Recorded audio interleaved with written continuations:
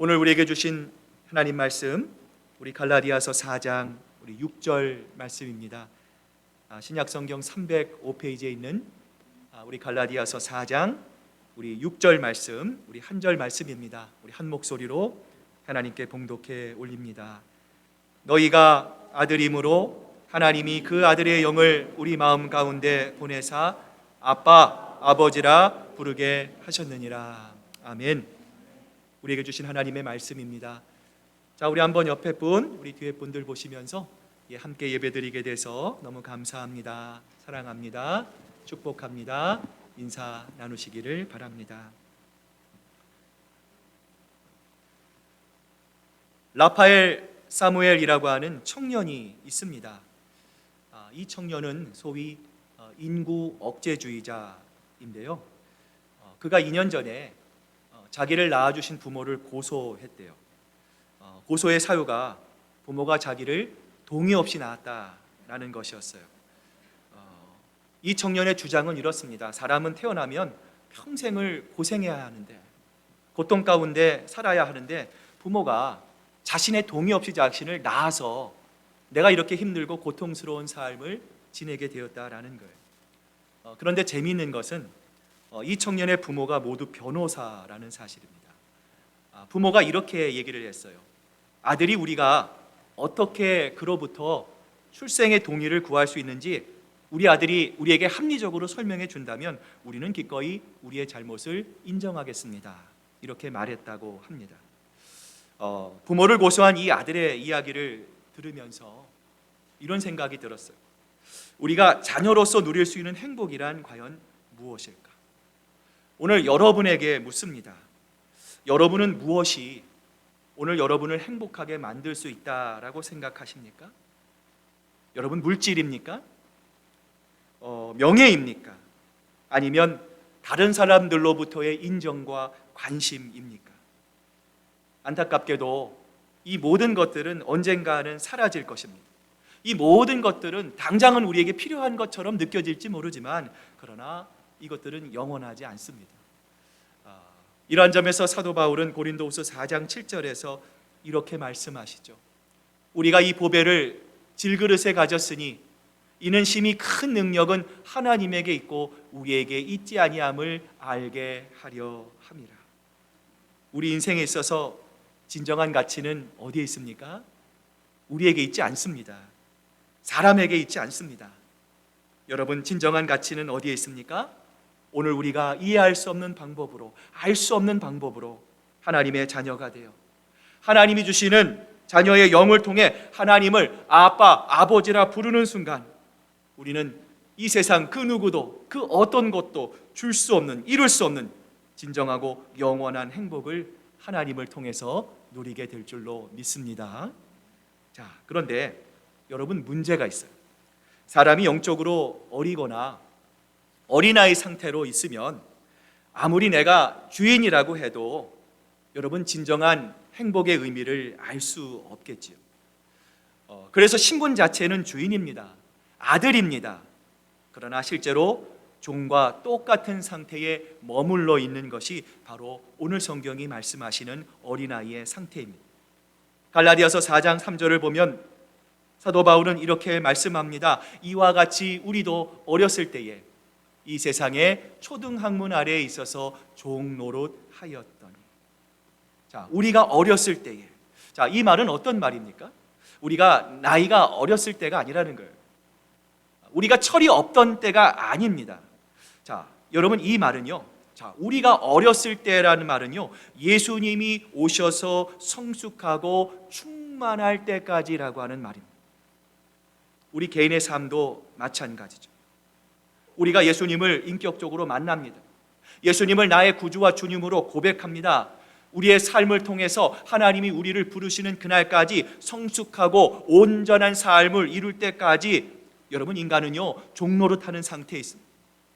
종노릇하는 자리에 머물 수밖에 없습니다. 예수를 만나기 전에 모든 사람들은요 실제로 종노릇을 하며 살아요.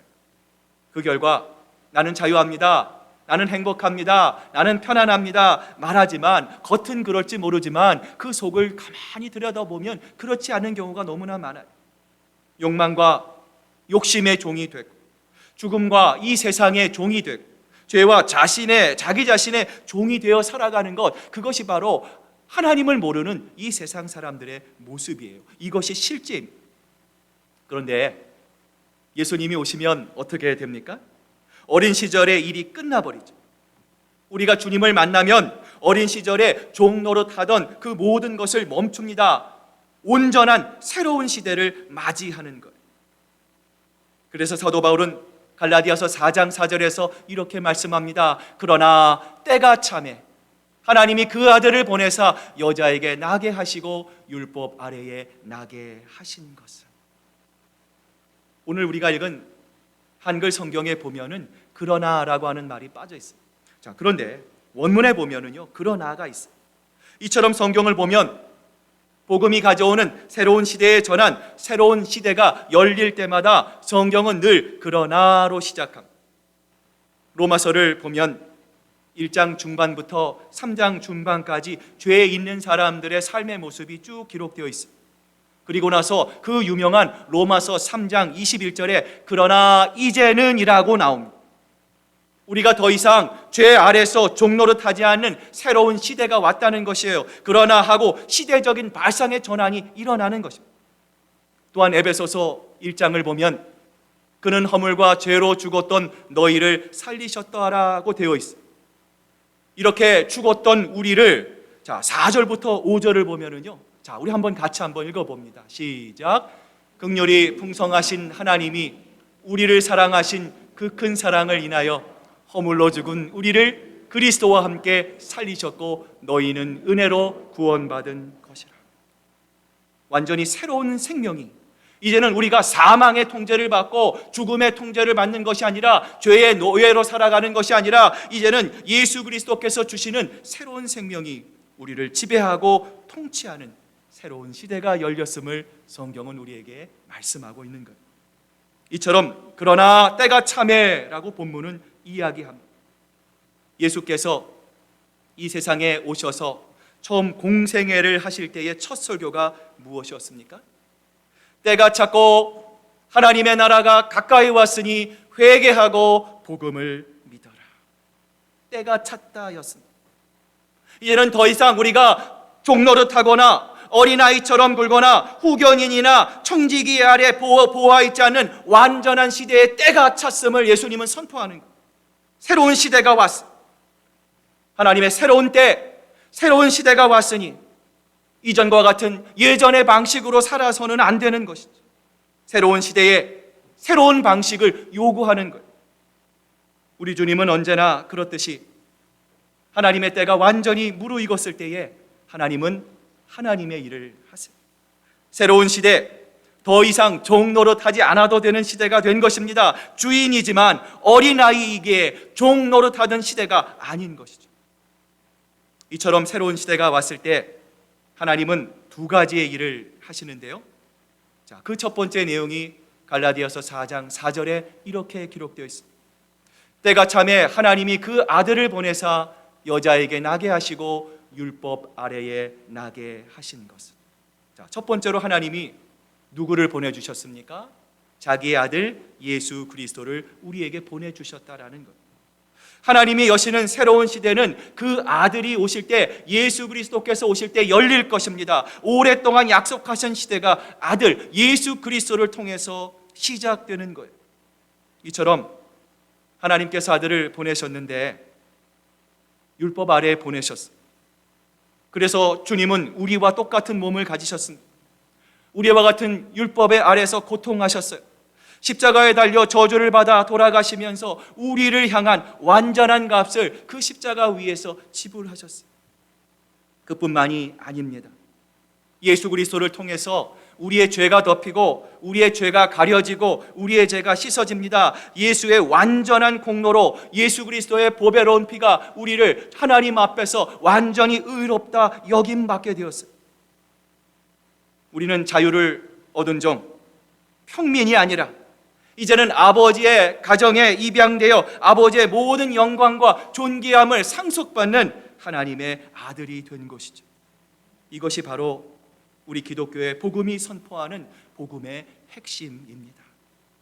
우리는 죄 용서만을 받은 사람이 아닙니다. 성경은 자, 너희가 이제부터 한번 잘 살아봐라, 제대로 살아봐라 가르치지 않습니다. 성경은 우리가 의로운 자로 여겨졌을 뿐만 아니라 하나님의 아들로서 하나님 아버지로부터 받는 모든 존귀와 영광을 유산으로 상속받는 존귀한 신분의 변화가 예수 그리스도를 통해서 우리 안에 생기기 시작했다 말씀합니다. 우리가 예수를 믿기 전에 내가 어떤 사람이었든지, 내가 어떤 성격을 가졌든지, 내가 어떤 부족함이 있든지, 어떤 신분과 재능으로 인생을 살았든지 간에 주님을 만나는 순간부터 우리는 새로운 신분을 얻게 되는 것이죠. 하나님을 아빠, 아버지라 부를 수 있게 되는 거예요. 그런데 이 사실이 그저 형식적인 논리에 그치는 것이 아닙니다. 우리의 실존임을 여러분 아십니까? 고린도전서 3장 5절은 이 기가 막힌 사실을 우리에게 소개해주고 있는데요. 자, 우리 한번 앞을 보시면서 고린도전서 3장 5절 말씀 같이 한번 읽어봅니다. 시작. 그런즉 아볼로는 무엇이며 바울은 무엇이냐? 그들은 주께나 각각 주신 대로 너희로 하여금 믿게 한 사역자들이니라. 여러분, 고린도 교회가 어떤 교회였습니까? 은사는 참 많았어요. 그런데 여러분, 성경을 보면 이 고린도 교회는 어린아이와 같았습니다. 교회가 4분 오열되었습니다. 분열되는 그룹마다 자기 주장을 합니다. 나는 바울이 좋다, 나는 아볼로가 좋다, 나는 게바를 따른다. 계파마다 분열되었어요. 교회가 산산조각이 나버렸어요. 이 어린아이와 같았던 고린도 교회를 향해 바울이 편지를 보냅니다. 베드로나 바울과 같은 유력 인사가 아니라 하나님이 바라보시는 유력 인사는 바로 그들이 아니라 오늘 바로 너희가 중심이고 너희가 핵심이라는 거예요. 너희가 하나님의 아들이고 너희가 바로 하나님이 너무나 사랑하시는 하나님의 자녀라는 거예요. 그들은 너희를 돕고 너희를 섬기는 종일 뿐인데 어떻게 그 사람들을 중심으로 너희가 나뉘어질 수 있느냐, 분열될 수 있느냐, 싸울 수 있느냐는 말이에요. 그러면서 바울은 누가 더 큰지 보라고 말합니다. 아무리 위대한 인물, 아무리 유명한 사람이라도 그 사람들은 여러분의 수종을 드는 도구일 뿐입니다. 여러분이 그들보다 더 크다라는 거예요. 그러므로 우리는 사람의 종이 되어서는 안 됩니다. 기억하십시오. 여러분은 누구에게도 얽매여 있지 않는 하나님의 소중한 자녀입니다. 그러므로 우리는 사람들의 인정이 필요한 사람들이 아닙니다. 왜 그렇습니까? 우리는 하늘 아버지로부터 이미 완전한 인정을 받은 사람들이기 때문에 그래요. 그런데 거기에 무엇을 더하려고 사람들의 인정에 목을 매겠습니까? 하나님의 나라와 영광을 위하여 우리가 섬기고 서로 희생하고 서로를 돌보고 격려하는 것이 우리의 기쁨이 되어야 합니다. 언제나 낮은 자리, 종된 자리에서 하나님의 성호와 하나님의 영광만을 드러낼 수 있어야 합니다.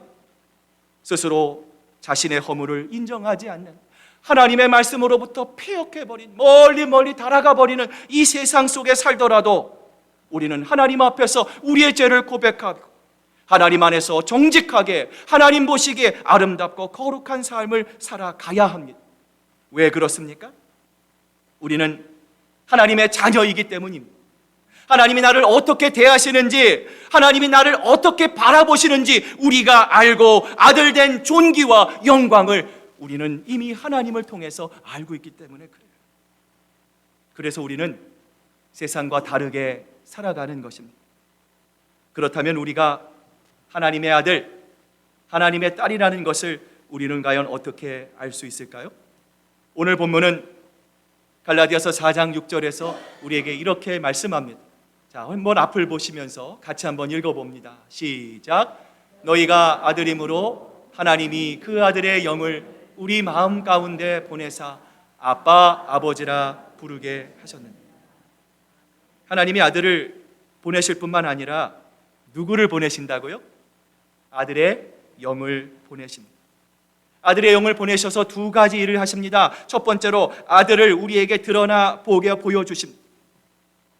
여러분, 전도할 때 이런 분들이 있죠. 아유, 우리 교회에 나오세요. 이렇게 말하는 분이 있습니다. 그런데 여러분, 이단들에게도 교회는 있습니다. 여러분, 진정 우리가 복음을 전하는 그 복음의 핵심 가운데는 누가 계셔야 합니까? 예수 그리스도가 계셔야 합니다. 예수님이 나의 구주가 되십니다. 예수님이 나의 주인이 되십니다. 이러한 고백은 지식으로 되지 않습니다. 경험으로 되지 않습니다. 성령이 오셔서 예수 그리스도가 하나님의 아들이심을 믿도록 우리의 마음을 열어주셔야 우리는 비로소 예수님을 나의 구주와 주님으로 고백할 수 있는 것. 두 번째로 이 아들의 영은 우리로 하여금 하나님을 아빠, 아버지로 부르게 하십니다. 우리 교인들을 이렇게 보면은요, 우리 제가 LA에 있었을 때도 하나님을 아버지라고 부르는 것에는 주저함이 없는데 아빠라고 부르는 데는요 조금 낯설어하는 분들이 많습니다. 자, 여러분은 어떻습니까? 하나님을 아버지라고 부르십니까? 아니면 하나님을 아빠, 아버지라고 부릅니까? 여러분, 우리가 하나님을 아빠, 아버지라고 부를 때 여러분 우리의 마음이 어떻습니까? 하나님은 더 이상 먼 데 계신 분이 아니죠. 저 멀리 계셔서 우리를 바라보시고 우리를 응원만 하시는, 우리와는 아무런 관계가 없는 분같이 느껴지지 않습니다. 아빠라고 하는 말 속에는요 친밀함이 느껴졌습니다. 아빠로 부르며 달려갈 때 나를 내치지 않으시고 기뻐하시고 즐거워할 줄 알기 때문에 아빠라고 부르는 거예요. 아무 염려 없이 아빠의 품으로 달려드는 자녀들의 확실함과 견고함, 그 친밀함과 가까움이 바로 이 아빠라는 이름 속에 담겨져 있는 거예요. 이처럼 성경은 우리가 아들의 영으로 하나님을 아빠, 아버지라 부르게 되었다 말씀합니다. 오늘 우리가 드리는 예배를 한번 돌아보십시오. 우리의 예배가 잘 갖춰져 있습니다. 우리는 옷도 잘 깨끗하게 입습니다. 그러나 혹시라도 하나님을 아빠로 대하는 것이 아니라 아버지처럼 대하고 있는 것은 아닙니까? 예절은 완벽하지만, 모든 것은 완벽하지만 혹시라도 하나님을 향한 진실한 친밀감과 가까움을 느끼지 못한 채 예배 드리고 있지는 않느냐라는 말이에요. 이제 오늘 말씀을 마무리합니다. 요한복음 9장을 보면 예수님의 말씀에 순종하여 실로암 못에 가서 눈을 씻은 이 한 소경의 눈이 띄어지는 기적이 일어납니다. 그러자 그 모습을 본 바리새인들이 소경을 부르죠. 너 확실히 말해. 거짓말하면 큰일 나. 저 예수라는 사람은 죄인 중에 죄인이야. 그런데 죄인이 사람을 눈을 뜨게 했다는 것은 있을 수가 없어. 너 확실히 말해. 으름장을 놓습니다. 그랬더니 이 맹인이 아주 기가 막힌 말을 하죠. 저 예수라는 사람이 죄인인지 아닌지는 모르겠지만 내가 아는 것은 한 가지. 이전에는 맹인으로 살다가 이제는 본다는 것입니다. 어떻게 이런 확신이 생겼는지 성경은 말씀하지 않으십니다. 우리가 어떻게 복음을 믿고 우리가 어떻게 이 자리에 나와서 하나님을 아빠로 부르게 되었는지 설명할 수가 없습니다. 그러나 분명한 것은 무엇입니까? 이전에는 머리로만 믿었던 기독교요, 마음이 냉랭한 기독교였는데 이제는 온 마음으로 온 심령으로 확신하고 있다는 사실.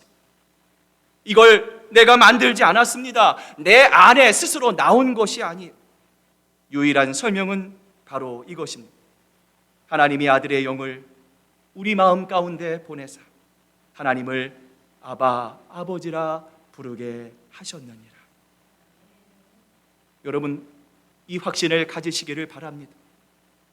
사탄이 여러분의 귀에 아무리 세상을 향하고 여러분이 하나님의 자녀가 아닐 거라고, 너 자신을 보라고 유혹하셔도 오늘 이 말씀 붙잡고 끝까지 나는 하나님의 자녀입니다. 나는 하나님을 아빠, 아버지라 부를 수 있는 하나님의 자녀입니다. 그야말로 120% 확신합니다. 고백하는 여러분 되실 수 있기를 주님의 이름으로 축복합니다. 기도하시겠습니다. 오늘 이 시간 함께 기도할 때 우리 자신의 모습을 한번 되돌아볼 수 있기를 바랍니다. 우리가 아직도 초등학문 속에서 살아가고 있지는 않습니까? 하나님이 주시는 자유함이 있는데도 여전히 사람과 세상에 얽매여서 하나님이 주시는 그 기쁨을 누리고 있지 못하고 있지는 않습니까? 그러나 주님의 영이 우리에게 임하실 때 하나님은 우리를 아빠, 아버지라 부를 수 있는 하나님의 놀라운 역사와 은혜를 허락하여 주셨습니다. 이제 우리가 찬양할 때도, 기도할 때도, 예배 드릴 때도 사람을 의식하지 맙시다. 환경을 바라보지 맙시다. 예수 그리스도 한 분만을 바라보고 그 주님을 향해 우리의 마음을 드리고 그 주님만을 높여 드릴 때 이 주님을 향한 성령의 분명한 확신이 하나님께서 우리를 부르시는 동안 끝까지 우리 가운데 우리를 지켜줄 수 있도록 이 시간 하나님 역사하여 주시옵소서. 하나님 인도하여 주시옵소서. 오직 주님의 하나님의 영을 우리 마음에 보내 주시옵소서. 이 시간 우리 들은 말씀을 기억하시면서 우리 간절한 마음으로 하나님 앞에 기도로 나아가겠습니다. 기도하시겠습니다. 아버지 하나님 감사합니다. 아버지 하나님 은혜 가운데 우리의 삶을 충만케 하여 주신 아버지 하나님 감사합니다. 주님 날마다 더 주님을 앙망합니다. 아버지 하나님 세월 지나갈수록 더 주님을 닮아가기를 원합니다. 아버지 하나님 우리의 마음속에 아들의 영을 보내주시고 예수 그리스도를 구주와 주인으로 고백하게 하시고 무엇보다 하나님을 아빠, 아버지라 부를 수 있도록 인도하신 아버지 하나님 감사합니다. 우리의 허물과 우리의 부족함과 우리의 연약함을 책망하지 않으시고 우리의 모습 있는 그대로를 보아주시고 아버지 하나님 우리가 연약할 때도 인내하며 기다리시고 아버지 하나님 끝까지 아버지 하나님의 장성한 분량까지 이룰 수 있도록 늘 동행하시고 우리의 손을 잡아주시고 우리를 업어주시고 우리를 먹여주시고 우리를 입혀주신 하나님 감사합니다. 이제는 그 주님만을 바라봅니다. 하나님 그 주님만을 찬양합니다. 그 하나님께서 주시는 풍성한 은혜를 소망합니다. 아버지 하나님 이 가을 더 주님께서 우리에게 주시는 풍성한 은혜와 사랑을 기억하고 그 하나님의 은혜에 더 가까이 나아가는 저희들 모두가 될 수 있도록 우리 아버지 하나님 역사하여 주시옵소서. 아버지 하나님 붙잡아 주시옵소서. 성령 하나님 인도하여 주시옵소서. 예수님의 이름으로 기도합니다.